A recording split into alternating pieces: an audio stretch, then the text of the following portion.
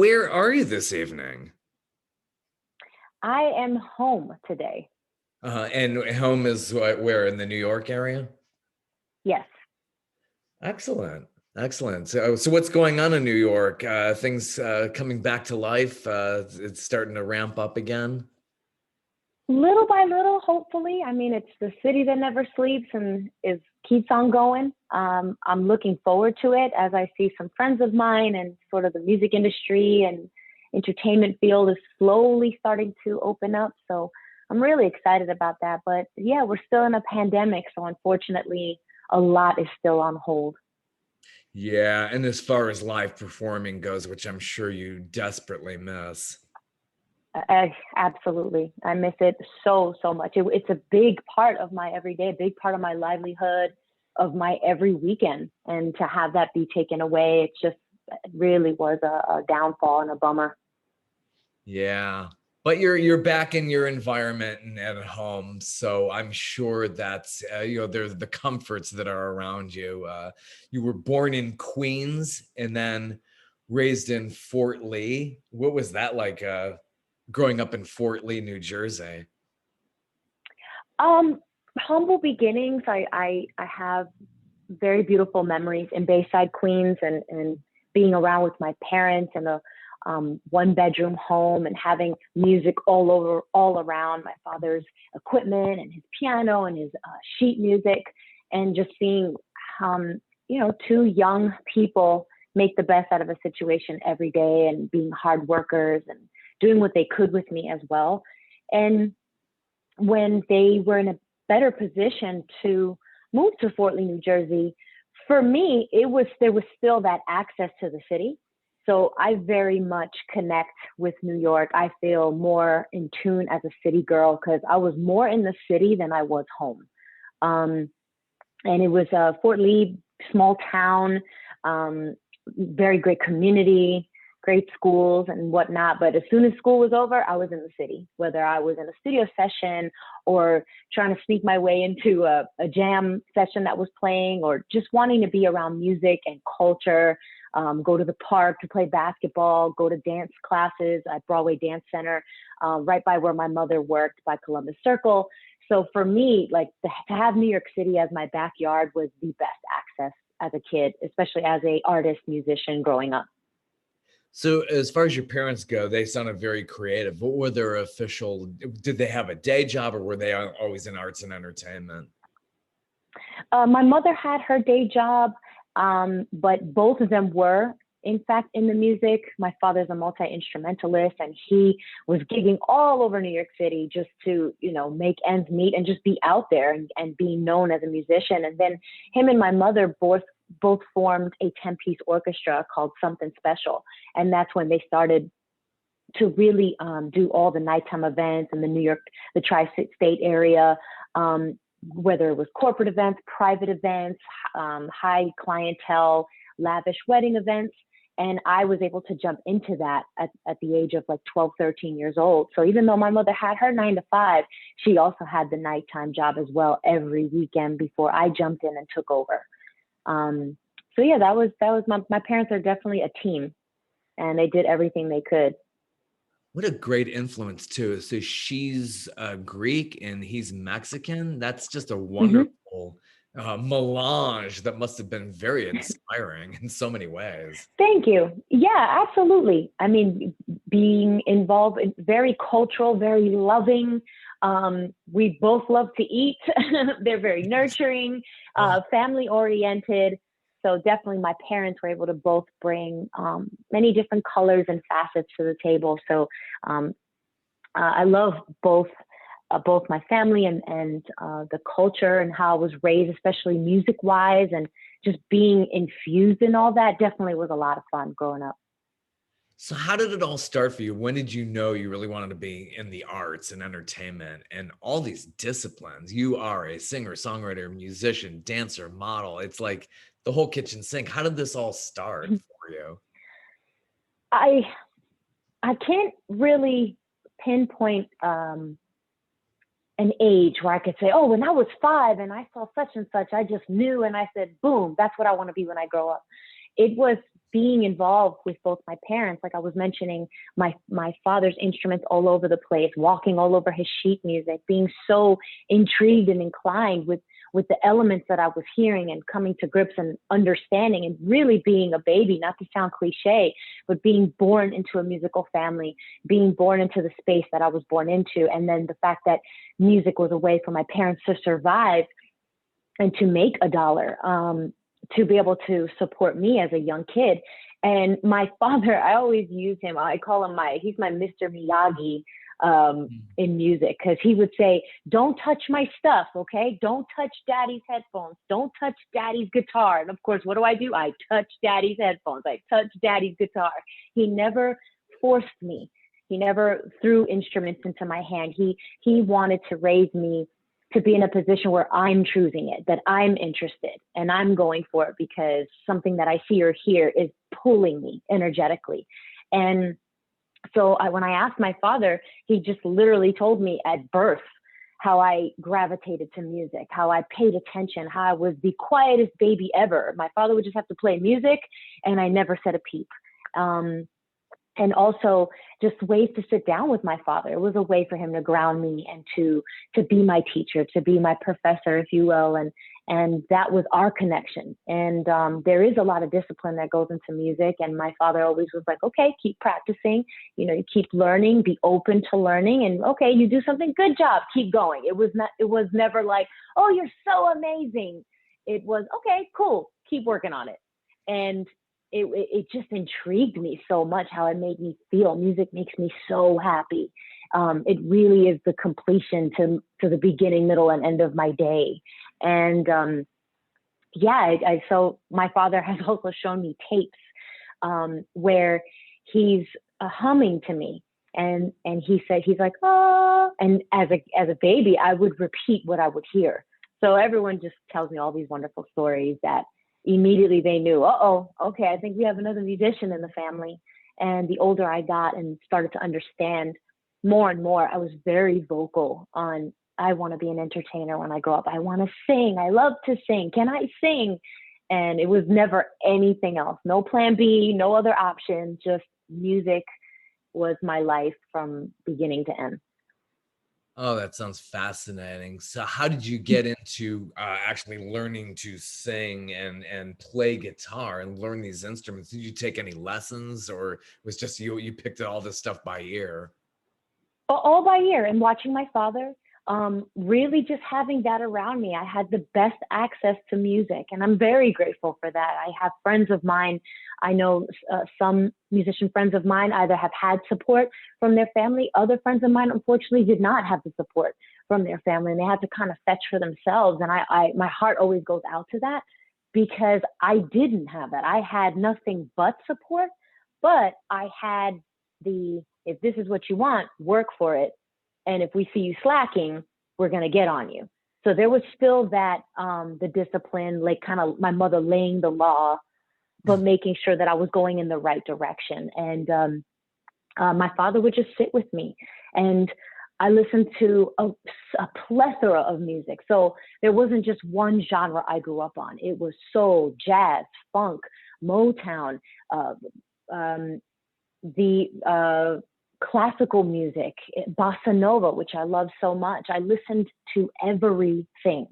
And that's why I'm a lover of music, truly. I can enjoy everything. I go through different moods, different spells. What do I feel like listening to today? What's going to put me in a mood or in a zone or in a vibe, or what's going to ground me for the day, like my meditation type of music.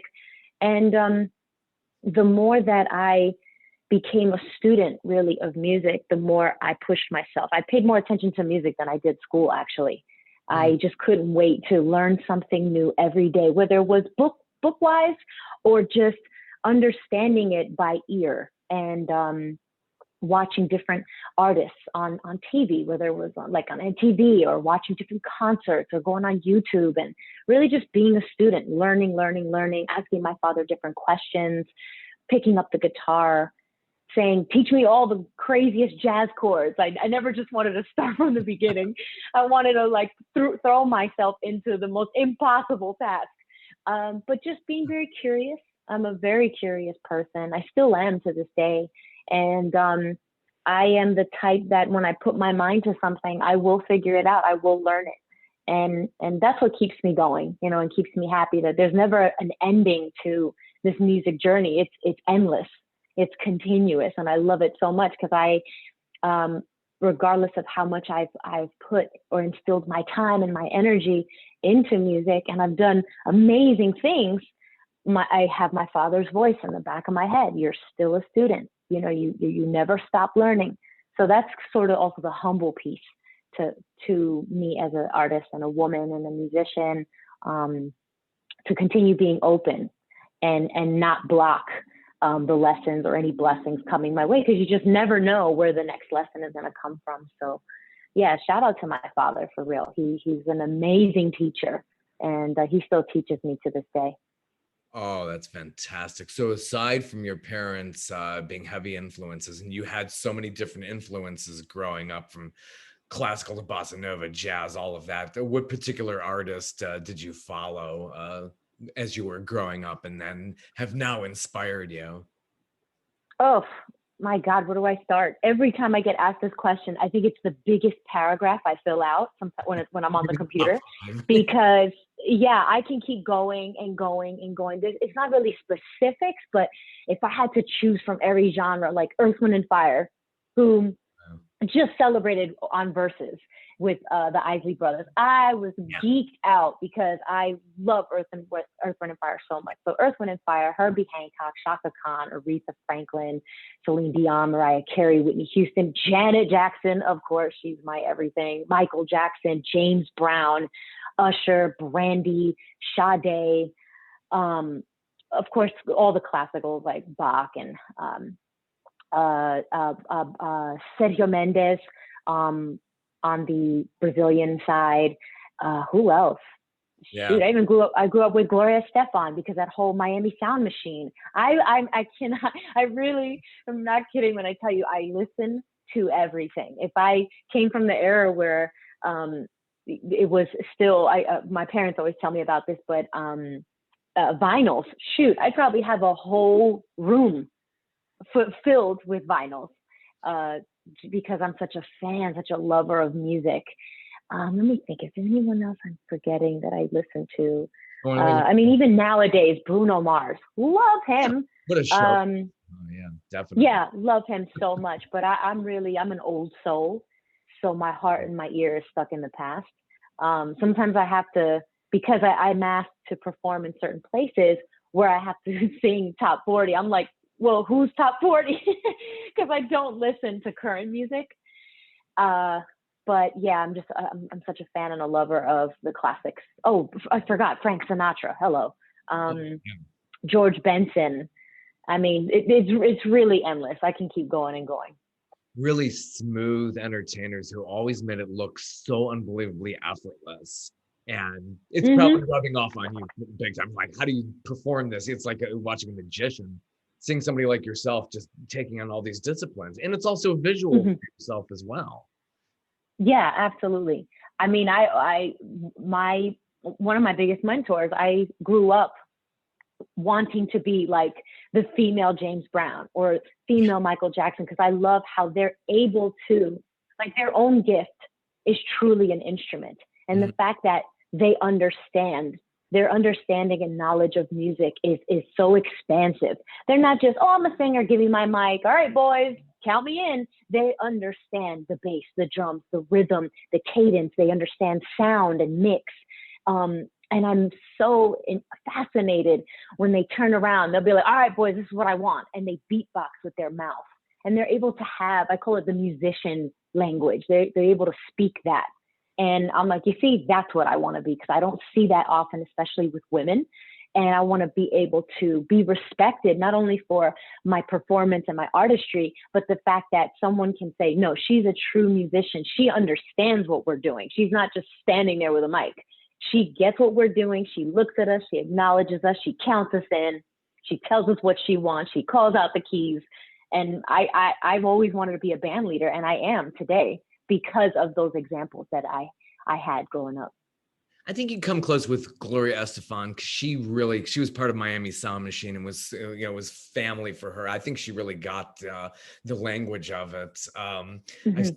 I've seen Michael Jackson live, and I actually ran into James Brown one time. So they were like, Oh oh God, my that's God, they seem like awesome. live wax figures or something. It's just amazing. Oh my God, that's amazing. Yeah. Yeah, they're the greatest. They're forever legends. I mean, Prince.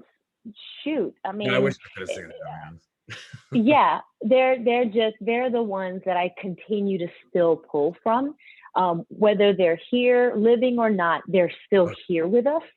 Um, so for me, those are my go-tos. Absolutely, those are my go-tos. I just finished watching as well two incredible movies and slash documentaries. I watched Aretha Franklin's The Genius that was on National Geographic, and then I watched Tina Turner's documentary on Love it. HBO, and I was just like, my arms literally, the hairs on my arms. I had all these goosebumps, Oh, and just to see their trials and tribulations, but their triumphs and everything that they went through, especially during that time, especially as women. I was just blown away. I couldn't get my emotions together. I was crying. I was upset. I was angry. I was inspired. There was so much. I was filled. It was a flood of emotions because really they are queens to this music and to this craft, and the fact that they still have stories to tell for people such as myself to watch and be inspired by is like, wow, thank you, queens. Like, I really needed to see this, especially in this time and during this pandemic. It's sort of like lit up the battery on my back again. Like, be inspired all over again to keep doing what I love so much. oh, with strong women too. I saw Tina Turner, another one I saw live. A really good seat I had for that, and I always respected somebody like that who really Hmm. had to deal with a lot of difficulties. What a great documentary Hmm. that is on HBO. Yeah, Yes, yeah, it definitely. was phenomenal. So growing up, you went to public school. Did you do any schooling after that, or just went right to the music industry? I was in it from the start. I think that's where the distractions came in. I couldn't wait for school to be over so I can just go to choir, so I can go to band, so I can go back to the studio. I started extremely young, and I just, got I have a high school diploma, yay me, but Yeah. I have a bachelor's in life because Yeah. the fact that my mother's so straight up. She was not the you're gonna go to college mom. She was like, I want to watch myself and not cursing, but she didn't give a crap about college. She goes, why waste your money? You're doing it now. And I was like, oh shoot, that's not what every mother is saying around me. She was real. She was, this is what you want? Let's go. You don't need to go to school to learn what you've already been doing, which to her point, I was like, well, this is true. I already had access. I had basically what they're street smart and book smart. I had the schooling. I had the music theory in school, in middle school, elementary, middle school, high school. I learned what I needed to learn in the books. But then the street smarts, being with my father, 10-piece orchestra, understanding all different genres, knowing on call what I needed to sing, learning music, understanding it, memorizing songs, being able to lead a band. I was talking about the band leader position, and understand cueing the horns, cueing the guys, four on the floor, being able to speak that. I couldn't be taught by a book or to in any class. I mean, no offense to schoolings, I'm sure they're brilliant, but I needed to, my energy, especially, I'm a typical Aries, I need to go out and do it myself. I need to see it, I need to absorb it, I need to practice, I need to copy, watch what I'm seeing, and then put it out there, trial and error, and just keep practicing and practicing. And if I get something wrong, okay, let me go back and see, why was this wrong, or what can I do to make it better. I've been in studio since I was like 10, 11.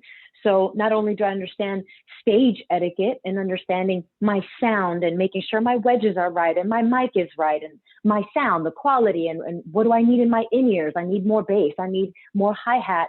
I'm able to have studio etiquette and be able to know what I want. What kind of sound do I want? What kind of vocal do I want to give? And becoming I like to call myself a vocal beast. I'm a true vocalist. I've done many sessions where I was just hired to do some demo work. And I'm very grateful that the musicians and the producers that called me, they knew they can call me for anything. I wasn't just, oh, you're my rock singer or you're my pop girl. No, what do you need? And I will give you the colors that you're asking for. Just give me the recipe and I will deliver. And the more I continued with my craft and going on tour and working with different musicians and different people, it's basically what crafted and molded me into the musician that I am today. So I'm just want to say I'm really grateful for that. And that was my schooling. I call every producer and every quote unquote boss or leader my professors. So my college was really like this music industry, this life that I was given. And as soon as I graduated, I was out. I was off. There was no stopping me. I didn't have to worry about books or school or waking up early. I was the night owl. I was the studio rat, as they used to call me. And just be around it 24/7, literally 24/7. So being a studio rat, when did that start for you? Your first single or solo album, was that just not too far out of school? I was working with people in the area that had literally, my God, I mean, not many people know this, but I've worked in so many studio setups, I'll call them. I've been in people's kitchens where they're like, the producer will be like, oh, shut off the refrigerator. Or, yeah, turn it back on after this vocal. I've been in bathrooms. I've been in, what do you call it? Like under the staircase in their basement, they turned this closet into a vocal booth that felt like a sauna.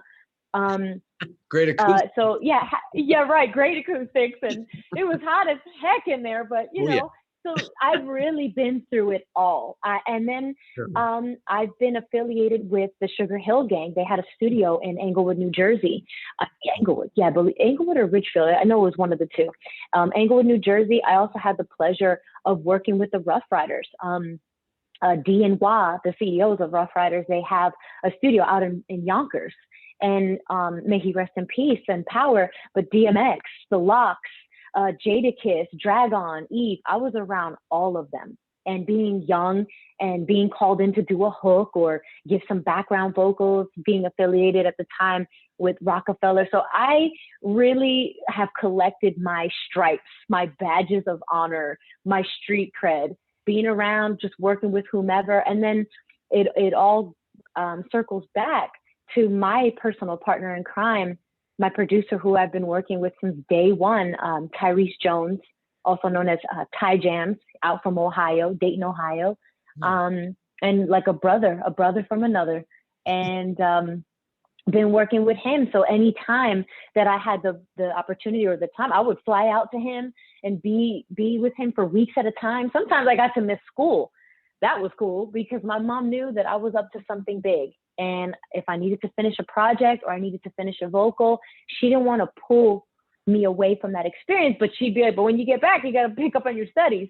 So yeah, it started, it didn't have a specific time. It just, once it started, boom, we kept feeding the fire, kept putting logs in the fire, and it kept growing and growing. So then being out of school, that pressure of having to homework and wake up early, all of that was left behind, which I couldn't wait because I had trouble waking up in the morning. I still do.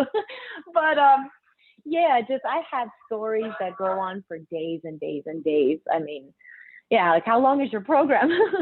But the truth is it wasn't just I'm very proud of my story and grateful for it because it wasn't just, oh, okay, one day I was here and I got spotted. No, it was the hustle and flow, you know, pay your dues, get out there and meet people. My father always talked about public relations, making connections, letting people know who you are, going for it.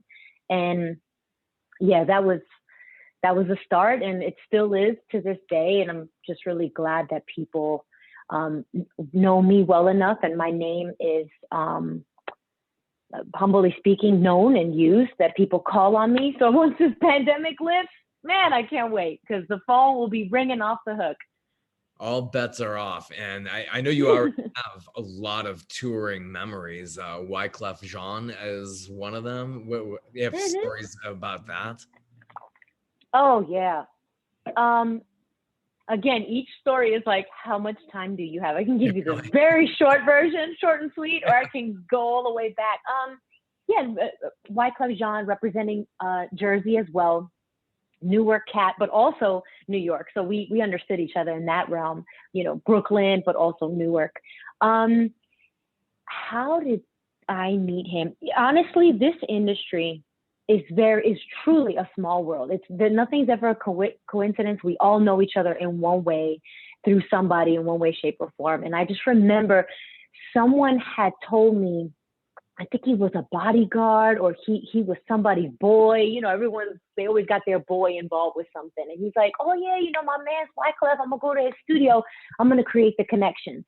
And I knew different musicians, so a lot of people were vouching for me. Oh, you got to meet this girl. She's dope. Blah blah blah. You know, if you need to call her in for like a studio session, she does hooks, whatever you need her for. And I just remember getting the contact, going to their studio that was in the city. I believe it's still there, Platinum Sound, walking in, me introducing myself. And at the time, I had a way where I would be humble and kind of like chill. But if there was a moment that opened itself up, I jumped to it. I was very unapologetic about it. And people would look at me like, okay, I see how you are. You know, you got a healthy ego. And I would just show up and let them know I can do it. I can sing it. What do you need? And after making the connection with Wyclef, he took a liking to me. He loved my energy. He said that he felt my spirit. And he called me back into a studio session. He was like, yo, listen, sis, I'm working on a couple of records. And he says, I freaks with you. He used the F word. I like you a lot. And I could have called someone else. I could have called Shakira. I could have called J-Lo, but I want to use you. I want to use you. I want to give you a shot. And also because you're Mexican. So he was working on Carnival 2, Memoirs of an Immigrant album. And he had two records. One was called titled Selena, where he was using Selena's Bitty Bitty Bomb Bomb sample. And another record was called Let Me Touch Your Button. So he put me on the record, and having, you know, putting me on as a feature and then touring with him because it became something, and doing all these awesome features. I think it was Yahoo sessions, and then a couple of AOL sessions. And then we went to Spain and Switzerland. He was just like, all right, kid, pack your bags because we're going. And yeah, it's just like little moments like that. It starts off as an introduction and then it turns into something else. And um, that was definitely an amazing time. And I'm so glad that he believed in me and he gave me a shot, because he could have said, oh, well, you're nobody and I need somebody known. No, he was more like, I love the fact that you're hustling and you're doing your thing and I want to support you. So let's go, let's do this. And I'm like, look, hey, just say when, just say when, and I'm there. Oh, that's lovely that somebody like that is dedicated to breaking in new talent, who's so connected with these huge names. And it's like, it's great to get fresh perspectives and definitely talent involved in the music world. Um, Yeah. Nile Rodgers is another one that I'm interested in. That's an amazing talent as well. And God, I mean, the amount of people that Nile Rodgers has worked with, that had to be incredibly fascinating to be connected to somebody like that.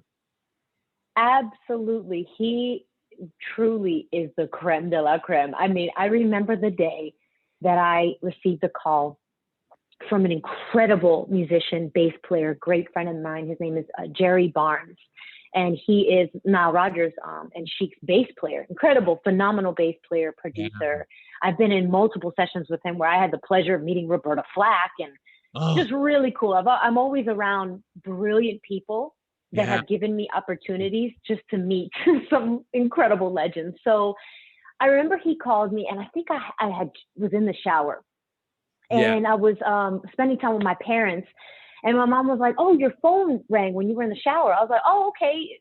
Let me check it."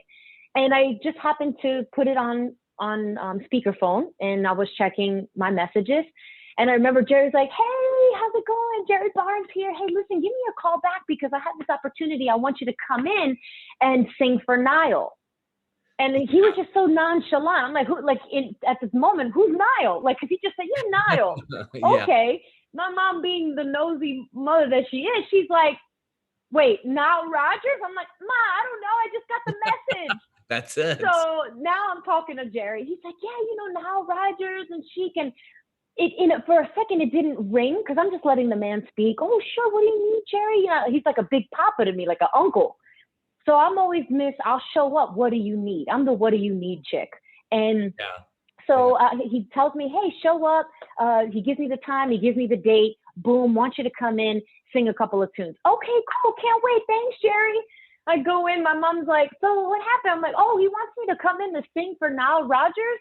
She's like, oh my God, you idiot. I'm like, do you know who you're singing for? I'm like, no. But when they pulled out the music, I'm like, oh my God, I'm so stupid. Because I was just in the moment. So my father and then Good Times, La Freak, and the producer, obviously, I knew this man. I knew this man's music. Let's dance. We are family. I'm coming out. So, I mean, yeah, it was wonderful. And I just remember showing up, and there's Nile in all his amazing glory. Hey, how you doing? He's so cool for school. I mean, I think the dictionary, if you look up the word cool, it just should just say Nile Rodgers. He's so smooth and a very good man, a human being. And he just creates such a safe space. And he's like, hey, how's it going? And he's like, aren't you kind of young? Like, what do you know about my music? I was like, sir, I've been in this for a very long time. I grew up listening to my father. I work with different bands where I have to know your music. He goes, all right, well, what do you got for me, kid? And I was asked to sing I'm Coming Out because he was going on tour, and that was a very specific role. So he's like, all right, here we go. Whips out his guitar. Bing, bing, bing, bing. He just started playing, and I had to just jump in. And he liked the fact that I didn't need to be counted in. He didn't say 1, 2. He just started playing. I was right there on cue. He changed the key. He went to a different song. Upside down, you turn me. He's like, oh, okay, cool. When do you start? I'm like, whenever you say. And then, of course, I left and started screaming. And I called my mom, like, Mom, I got the gig. And actually, this was supposed to be a fill-in role. I was supposed to fill in for someone who was gone for a minute. Well, it just turns out I ended up taking the spot. So what was supposed to be a couple of weeks, maybe a month of touring with Chic, I ended up touring with them for 2.5 years. Wow. So that for me was my top 5 special moments, proud moments. Again, I was the youngest of everybody by like 15, 20 years. And they're all looking at me like, what you know about this? Well, I'll show you, sir. Let me show you why I belong here. And everyone was great. I had big brothers, uncles, and Papa Bears all taking care of me.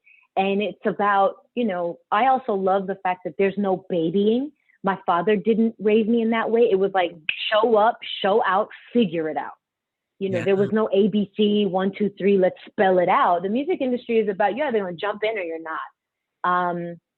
And my energy, I don't mind jumping into a bunch of messery, I'll call it, and just figuring it out. I actually get a thrill out of that. So being on tour with them and being on the road and learning tour life and learning tour etiquette and figuring out your flight. Don't get lost. Figure your way. Find your own food. Find the band. Don't find the band. Don't get sick. Get your own medicine. Like, it was amazing. I love living out of a suitcase. I still love living out of a suitcase. I'm more of I need to be out in the world. I need to be on the move. I need to keep going. Though I don't mind the pause, which is what the pandemic has done, like slow down, pause, be with your home. Like you mentioned earlier, like, oh, being in the comfort of my home, of course, so grateful to have a roof over my head. However, I'm like, this fire needs to get out. It's starting to simmer. So yeah, no, Nile Rodgers, and just to see even right now how his career has just taken over ever since he did Get Lucky with Daft Punk, and I'm seeing so many amazing like documentaries and things that he's put out and new projects on Spotify. I'm still such a super fan and a lover of him and his music. He really is one of the best human beings on this planet, and he's a legend in this music industry for sure. Definitely. For sure. So moving along throughout the pandemic, your latest Hmm. single is Carousel. That's the Yes. crown jewel of what's going on with you right now. What an amazing song. It's so the energy obviously is the big thing. And the music video that accompanies it is just incredible. So Thank you. everybody needs to know about Carousel. That's it was directed by Sage Love, the music video. So you Yes. got to see the Hmm. clip. Very good. Thank you. Thank you so much. That was just a very thrown together last minute type of video, and it worked. I'm able to call on my friends, call on my connections, say, hey, I have this crazy idea. Can you do it? And everyone just said yes to me. It was wonderful. I was very appreciative, and there was no format. There was no setup or blueprint. It was like, okay, you guys are going to come to this location and we're just going to shoot and action. And it worked out, and I'm glad that it did, especially with the pandemic and everyone had to be very careful. And I love that it has that indoor sort of pandemic feel, not your typical like, okay, this scene and this setup or green screen. It was like, nope, I'm just going to shoot with what's around me and just get creative and clever with it. And I had the right people to support me in it. And also Carousel, I have being upbeat and fun. I I never have any specifics like or a genre or what type of sound. I just create and perform and record music that I'm feeling in the moment. If I feel happy and fun and I want to dance, boom. If I feel I need to get some stuff off my chest because I'm upset about something or I need to speak about something true with what's going on in the world or I want to send a message, I just go with really what's on my heart at the moment. And I was recording so much music with Tyrese, my producer, and we just wanted to have fun. I wanted to have fun and not think about anything. Because also, I love being able to sing music that showcases me as a vocalist and my vocal range. However, I'm like, you know what? Let's make them dance before we make them cry. I don't need to be screaming and wailing on every record. You know, nowadays people are loving the simplicity of records, and they just people want to feel good. They want to feel good. They want to move. They want to dance. They want to get up. And why not celebrate that? So yeah, Carousel just came about, flew to Ohio, sat with Tyrese, was listening to a couple of songs. He asked me, what was I listening to? I put on some Sergio Mendes, showing him an album, Brasilero, with a bossa nova, African rhythm, heavy drum rhythms type of flow. And we just heard something. We were like, that sounds cool. We made it into a sample. He created the track. I remember waking up and I heard him going away and I was like, what you got? He's like, I think I got something for you. I was like, okay, great. Press play. I started jumping up and down like a freaking jelly bean. Super excited. I'm very easy to make happy, honestly. Like it takes me 2 seconds to love something. Either I love it or I don't. And it started bouncing around and I was like, this sounds like it's like a carousel. This is a carousel. He's like, okay, carousel. Well, what are we going to sing? I'm like, I don't know. We'll figure it out.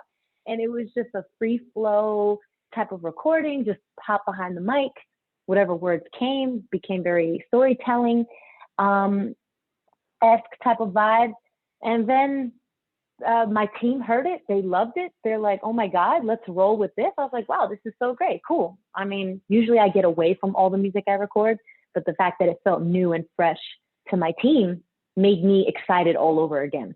And then I had the video ready to go. I had done it myself.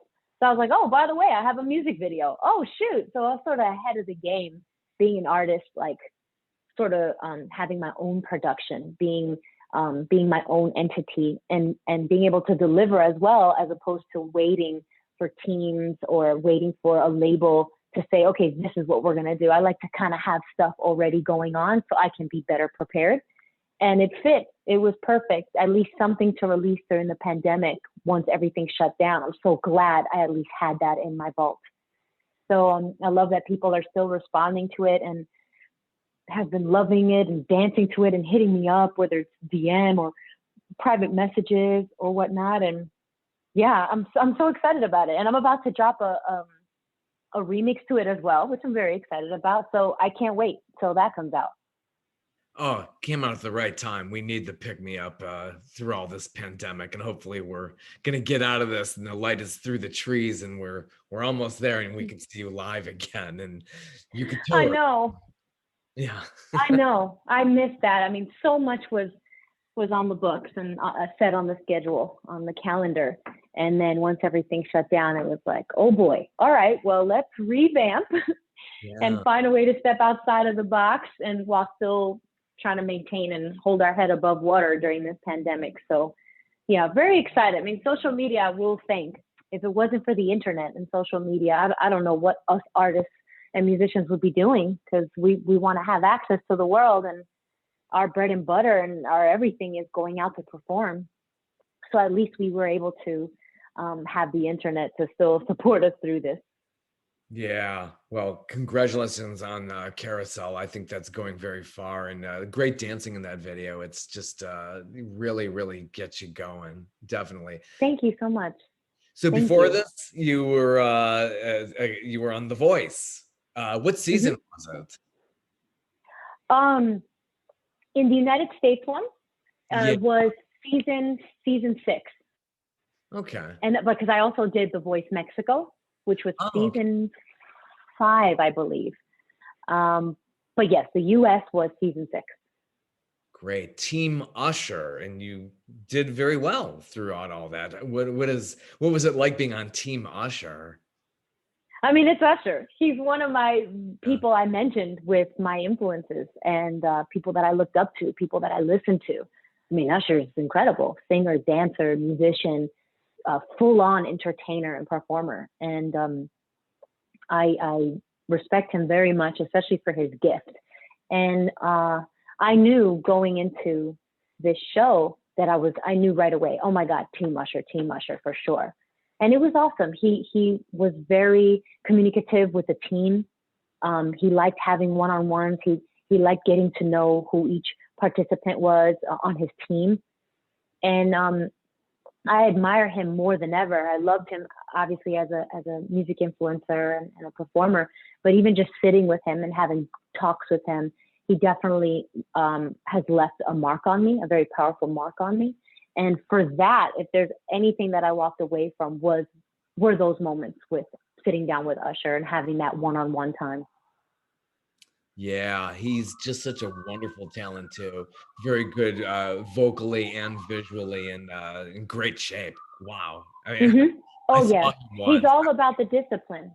He's about Yeah. the discipline and the motivation, and that resonated with me too, because I'm a person that likes to work on my craft, and even when it comes to not only my voice or my ear, but my body, my temple, and the way that he works out and he continues to stay in shape, but also to stay strong and healthy for when he goes on tour and for his dance moves. Just the way that he talks about it and consistency is just very powerful, because he speaks that motivational, transformational type of talk and language, and he's very authentic with it, and everything he speaks is what he's practiced. And again, I'm very grateful for those times with him. Yeah, raised in Chattanooga, Tennessee. I'm in the Atlanta area, so he's done some philanthropic work around here. That's where I saw him. Oh And wow. yeah, yeah, just iconic. I mean, people like that, you see them, and it's just almost takes your breath away when you're actually there in person with them. So I'm sure it had to be an amazing experience doing this. Yeah, it really was. It Absolutely. really was. Yeah, it had to be, it must feel like 20 feet tall, like once you you go through something like that and you get that far with it. And I'm sure the Mexican version as well, where you were a finalist, that had to be really an incredible experience as well. It was. It was another. I refer to this like anyone else. It was another chapter, another part of my story. It was another stage that I get to step on, but it wasn't foreign to me. Yeah. Many people look at it as like, oh my God, I'm on TV. Oh my God. For me, it was like, you know what? I've been working so hard. Why not? I'm meant to be here. This was just the next part of my journey, the next piece. I've been on stages all over the world. I've been in many rooms. I've sat at many tables with phenomenal people and people who still inspire me. So this is another stop along the way. I'm on this long going train ride, and this was all aboard. This was just another stop. And I loved it too, because I am very competitive, and like getting all wrapped up into, oh my God, it's a competition, took a lot out of me. But at the end of the day, I still got to sit with Usher. I still got to sit with Alejandro Sanz in La Voz Mexico and have those moments, and just walk away with that. Like, wow, okay, that's a memory I'll never forget. That's a moment I'll never forget. Wow, this is another story that I get to tell. And I looked at it as also practice, continuing to practice. All the stages, the wardrobe, the getting up early and get ready, the rehearsals, the practices, the long hours, like working till like 2, 3 in the morning to only sleep for 3 hours and get up, that nonstop, I was prepared for. Yeah. And even though it was very brutal, I looked at it as, hey, thanks for the practice. Thanks for the rehearsals. Like a boot camp. Yeah. To be ready for the bigger opportunities and projects that come along.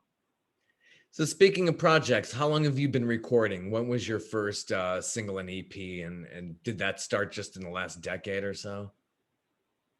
No, very, very recently, because I've worked with other artists, and the majority of my experience has been being with other people, touring with other people. Right. It was time to finally say, okay, I need to get with the right person or people, the right team that will believe in me and just support me in putting out my own music. I remember that I just loved being on stage. It didn't matter with whom. So you have the Nile Rodgers, you have the Wyclef Jeans and the different bands that I get to work with. And I mean, there's so many other people that I perform with. And I could have easily gotten caught up with all that. Like, oh wow, I got a touring gig. I'm good. I'm set. Yeah. But I remember having a very powerful conversation with a woman entertainer, performer, musician, and shout out to her. Her name is Silver Logan Sharp. She's out from the DC area. She was the original lead singer of Nile Rodgers and Chic. And we met during a gig with Nile that we had in Italy. And we were just sitting in the dressing room talking. She was like, so tell me about you. Where are you from? You know, what are you doing? You got your own project? And she was really like a dope advisor, a dope auntie. Like, what you doing, baby? You know, talk to me. And I was just sharing with her my passion. Oh, you know, Miss Silver, this is what I want to do, blah, blah, blah. And she was like, baby, listen to me. You got to go do your own project, because one day you gonna blink and one day you're gonna be 40 and then you're gonna be 50 and then you're gonna be 60, and you don't want to be singing your shoulda coulda woulda. So although this is great, this is your opportunity, you know, it's amazing, but if you truly want to sing and this is your passion, you got to go off. You got to go off on your own, and you got to do what you got to do. And that left such a mark on me. It was like, okay, because I've done the label situation. And it left a bad taste in my mouth. So that's when I started going on tour. But she reminded me that, girl, you still like, you a spring chicken. You still got so much left. Baby, put your music out. Like, go for it. You could either still be doing this and this ain't gonna go nowhere, or and you're gonna look back and have regrets, or, you know, do your thing now. And that really was like, okay, the straw that broke the camel's back. I'm like, yeah, she landed it for me. So good for you. That's when I stopped touring and really started to start from scratch, from the way beginning. And anyone else would have been like, you're crazy. Why would you leave this situation? You know, you could have been doing XYZ. You could have gone to France, Hawaii, all these. I was like, well, if I don't try it now, I'll never know. I'll never, I gotta let it go. I gotta have what I have, and let go of what I have to have what I don't. And I took a big leap of faith. And so in starting from scratch, working with my producer, saying, okay, clean slate, blank canvas, what do we got? And then presenting it to my team and my manager now, Jojo Brim. And he's like, we got to put this out. We got to get you out there. And my first EP was titled See Me, that we put out in 2016, I believe. And So yeah, that was literally like my first batch of music for me under my name, under MJ Songstress. Like, oh shoot, this is not me doing a feature. This is not me doing background vocals or a demo. This is my project. So that was a big moment for me. And to now have Carousel that's going to lead into another EP. It's like, wow, I'm so glad I trusted and took that leap of faith, as opposed to being scared. And who knows where I would be right now if I didn't do it. You got to do it, because otherwise it's true. Like the advice goes, it's like the time just flies so much, and you got to, so, and it sounds like you get out of your comfort zone and you're ready to dive in and just like, we're going to go this route and taking chances. That's so inspiring. Exactly. Yeah. And me personally, I'm not scared of being uncomfortable. I might be a little moody, but it pulls me in. It challenges me. And I love a great challenge. I like being challenged. I like figuring it out, even if I'm, you know, like, oh, even if whether I'm triggered or if I'm freaking out or I'm getting a little frustrated. No, it's the sweet spot. I would tell any of my friends, any of my people, any of my followers or fans, supporters, that finding a relationship with finding some sort of comfort with being uncomfortable, that's where the sauce is. That's where you want to be. That's where the good news is. Because I'm a person that absolutely has practiced and preached this. I don't just walk the walk to talk the talk. I literally have been in this situation my entire life, just jumping in and figuring it out. Wow. Fantastic. It sounds like you are in a great trajectory. Carousel's a new single, and there'll be a remix coming out. Yes. That's really amazing. I really appreciate your time and speaking with you. And Thank you for yours. I appreciate it as well. Take care. Have a very good evening. Thank you. You too. Thank you so much again. Take care. Bye-bye. Bye.